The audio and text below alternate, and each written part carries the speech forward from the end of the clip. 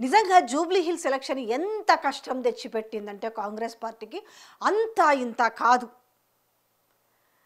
బయటికి మాత్రమేమో మాకు మస్తు మెజారిటీ వస్తుంది, కేవలం ఒక ఇంకా మెజారిటీ కోసం ప్రయత్నం చేస్తున్నాం తప్ప మా గెలుపు కన్ఫర్మ్ అయిపోయింది అని చెప్తారు.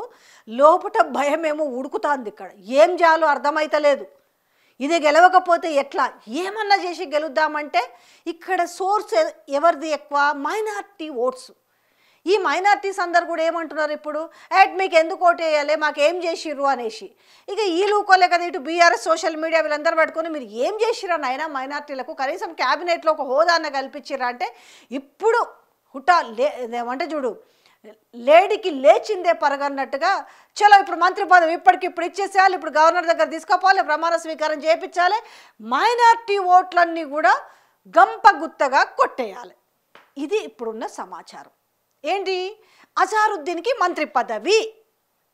ఈ అజారుద్దీన్కి మంత్రి పదవి అని తెరపైకి వచ్చినప్పటి నుంచి ఇక రకరకాల స్పెక్యులేషన్స్ బయటకు వస్తున్నాయి.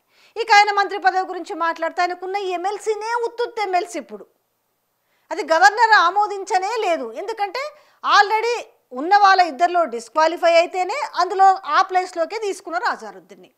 అది ఇంతవరకు గవర్నర్ ఆమోదించలేదు. ఇప్పుడు మంత్రి పదవి ఇస్తే మరి అది ఉత్తుత్తి మంత్రి పదవా? నిజంగానే ఇప్పుడు మంత్రి పదవి కట్టబెట్టగానే అసలు మైనార్టీ ఓట్లన్నీ ఇట్లా గంపగుత్తగా వచ్చేస్తాయా, వచ్చి మొత్తం వీళ్ళకే పడతాయా? ఇప్పటికిప్పుడు ఒకవేళ మంత్రి పదవి ఇచ్చినా కూడా మరి కాన్స్టిట్యున్సీ ప్రజలు ఏమనుకుంటారు, మైనార్టీస్ ఏమనుకుంటారు, ఇంకా ఎక్కువ డ్యామేజ్ అవుతుంది కదా అనే విషయం వీళ్ళకు కొంచెమన్నా ఆలోచనకు రాలేదా అనేసి కాన్స్టిట్యున్సీ ప్రజలు మాట్లాడుకుంటున్నారు, తెలంగాణ ప్రజలు కూడా మాట్లాడుకుంటున్నారు. ఈ నేపథ్యంలో సరే అది ఉత్తుత్తి మంత్రి పదవా అసలు మంత్రి పదవా ఇప్పటికీ ఇంకా క్లారిటీ లేదు. ఎందుకు అనంటే విషయం ఏంటంటే ఇక్కడ పీసీసీ చీఫ్కే సమాచారం లేదట అని చెప్తున్నారు. ఏమో నాకైతే తెలియదు, మరే ఇట్లా మంత్రి పదవి ఉంది, ఇట్లా మంత్రి పదవికి ప్రమాణ స్వీకారం గవర్నర్ దగ్గర ఉంది, నాకైతే అసలు సమాచారమే తెలియదని ఆయన అన్నాడు. Okay done.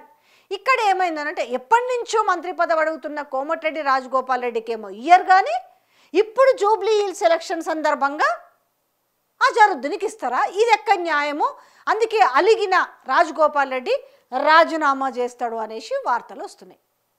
ఇంకా సోషల్ మీడియా ఉంది కదా. కానీ ఇదంతా ఈ స్పెక్యులేషన్ ఎక్కువ క్రియేట్ చేసింది ఎవరు? మొత్తం కాంగ్రెస్ పార్టీలో ఉన్న ఒక వర్గం వాళ్ళు. పాపం ఈ సమాచారం మరి ఎమ్మెల్యే రాజగోపాల్ రెడ్డికి తెలియదేమో, అందుకే బీఆర్ఎస్ వాళ్ళు నన్ను బ్లేమ్ చేస్తున్నారు అని అంటున్నారు. ఒకసారి విందాం మాటల్ని. చాలాసార్లు చెప్పిన ఇదివరకు పన్నున్న చెట్టుకే రాలేస్తారన్నట్టు నన్ను సోషల్ మీడియా వాళ్ళు కానీ బీఆర్ఎస్ వాళ్ళు కానీ నన్ను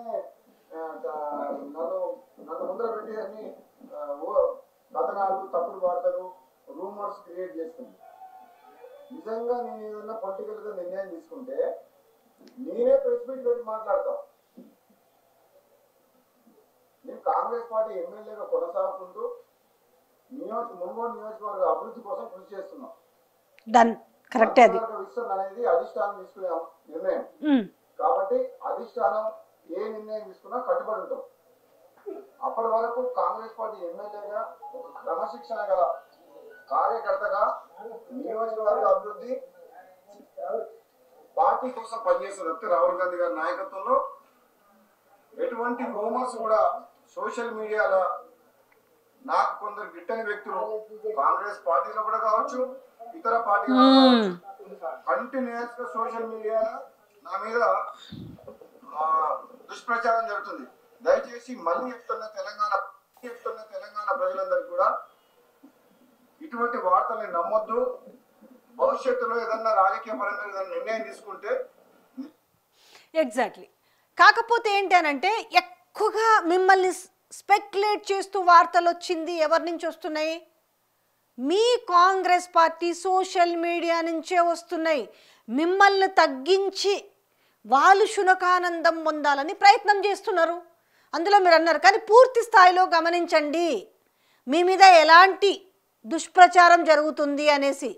మీ మీద ఆల్రెడీ మీ పార్టీలు ఉన్న వ్యక్తితోటే మీ మునుగోడు కాన్స్టిట్యున్సీ నుంచే మాట్లాడినారు కదా, తెలిసిన విషయమే కదా, ఫోన్ ఇన్లో మాట్లాడిండు కదా, ఈయన మంత్రి పదవి కోసమే ఇంత రాద్ధాంతం చేస్తుండ అనేసి. ఇక్కడ మీ గురించి బీఆర్ఎస్ సోషల్ మీడియా రూమర్స్ ప్రచారం చేయాల్సినంత అవసరం అయితే లేదు. ఎందుకంటే అవసరం ఎవరికి ఉంది అని అంటే కాంగ్రెస్ సోషల్ మీడియాకే ఉంది. ఆ కాంగ్రెస్లో ఉన్న ఒక వర్గం సోషల్ మీడియాకు మరీ అవసరం ఉంది. అది గమనించండి, అది ఖచ్చితంగా. ఎందుకంటే మీరు అన్నారు కాంగ్రెస్ సోషల్ మీడియా కూడా అండ్ బీఆర్ఎస్ వాళ్ళు అని అంటున్నారు, కానీ ఇక్కడ అసలు విషయము మిమ్మల్ని ఓర్చుకోలేక, మీ ఇండిపెండెంట్ డిసిషన్స్ తట్టుకోలేక వాళ్ళు, ఎందుకంటే పేపర్లలో కూడా రాపిచ్చారు కదా అగేనిస్ట్గా మీ మీద.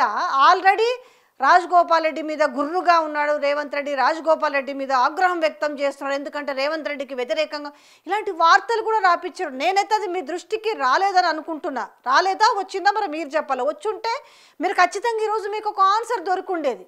సో ఇప్పుడు మంత్రి పదవి రాలేదు అనేసి రాజీనామా ఉంటుందా లేదా అనేది తర్వాత, అసలు ఆ మంత్రి పదవి ఆయనకు వస్తుందా లేదా అనేది కూడా అది కూడా తర్వాత విషయం.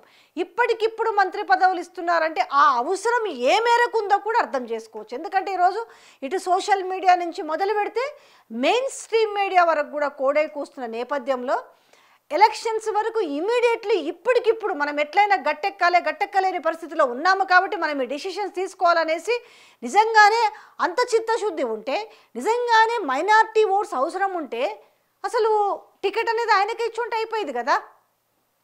ఇప్పుడు మంత్రి పదవి ఇచ్చేసి ఇప్పుడు మైనారిటీ ఓట్లని మనము కొల్లగొట్టాలనే విషయం కంటే కూడా ఇదంతా ముక్కెక్కడ ఉందంటే ఇంత చుట్టూ తిరిగి చెప్పడం ఎందుకు? అదేదో ముందే ఆయనకే ఇచ్చేస్తే అయిపోయింది కదా. మరి గుండు గుత్తగా పడేవి కదా. మరి ఎందుకు ఇవ్వలేదు?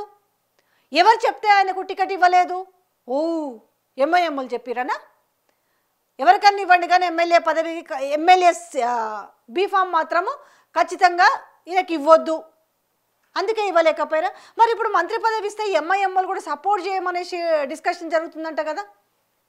నిజంగా ఇప్పుడు అజారుద్దీన్ చెప్తేనో లేకపోతే ఎంఐఎం చెప్తేనో తప్ప ఓట్లు వేయలేని పరిస్థితి ఉందా ఈరోజు మైనార్టీలకు? ఇప్పుడు ఓన్ డెసిషనే లేదా? మైనార్టీలకు ఏది మంచిది కాదని తెలుసుకునే పరిస్థితిలో వాళ్ళు లేరా? ఇంత కామెడీగా ఉంది కదా. అంటే ఎంత తక్కువ అంచనా వేస్తున్నది ఈరోజు కాంగ్రెస్ పార్టీ మైనార్టీలను అడ్డు పెట్టుకొని ఏ రకమైన డ్రామా ఆడాలనుకుంటుంది అనేది అయితే తేట తెల్లమైతే అయింది కదా. చలో ఇప్పుడు అసలు విషయం ఏంటంటే మొత్తంగా అన్నీ పోయినాయి. ఇప్పుడు యాదవ్ సామాజిక వర్గం పోయింది, బీసీ సామాజిక వర్గం పోయింది, ఇంకోటి పోయింది, మొత్తం ఇప్పుడు కథంతా మైనార్టీల చుట్టే తిరుగుతుంది. ఈ మైనార్టీలందరూ కూడా బీఆర్ఎస్ వైపు చూస్తున్నారు. బట్ వాళ్ళు బీఆర్ఎస్ వైపు చూడకుండా ఏం చేయాలి? ఇప్పుడు నిజంగా ఇప్పటికిప్పుడు అజారుద్దీన్కి మంత్రి పదవి ఇవ్వడం వల్ల ఇమ్మీడియట్లీ కాన్స్టిట్యున్సీ ప్రజలకు ఒరిగేదేమని ఉంటుందా? అది కూడా చెప్పాలి కదా. ఇగో మేము అజారుద్దీన్కి ఇందుకోసమే మంత్రి పదవి ఇస్తున్నాము అన్నప్పుడు వాళ్ళు కూడా అడుగుతారు కదా. మరి ముందు ఈ మంత్రి పదవి పక్కన పెడితే ముందు అసలు ఎమ్మెల్యే సీట్ ఇచ్చి ఎమ్మెల్యేగా గెలిపించుకొని మంత్రి పదవి ఇచ్చుంటే బాగుండేది కదా అనేది కూడా చర్చ జరుగుతుంటుంది కదా. సో ఇట్లా ఉంది వీళ్ళది. ఒక ప్లానింగ్ లేకపోవడం వల్ల ఏ రకమైన ఇబ్బందులకు గురవుతున్నారు, ఏ రకంగా ఎదుర్కోలేక సతమతం అవుతున్నారనడానికి ఈరోజు అజారుద్దీన్కి మంత్రి పదవి అనే అంశం మీద జరుగుతున్న ఒక పెద్ద రచ్చ అనే చెప్పాలి.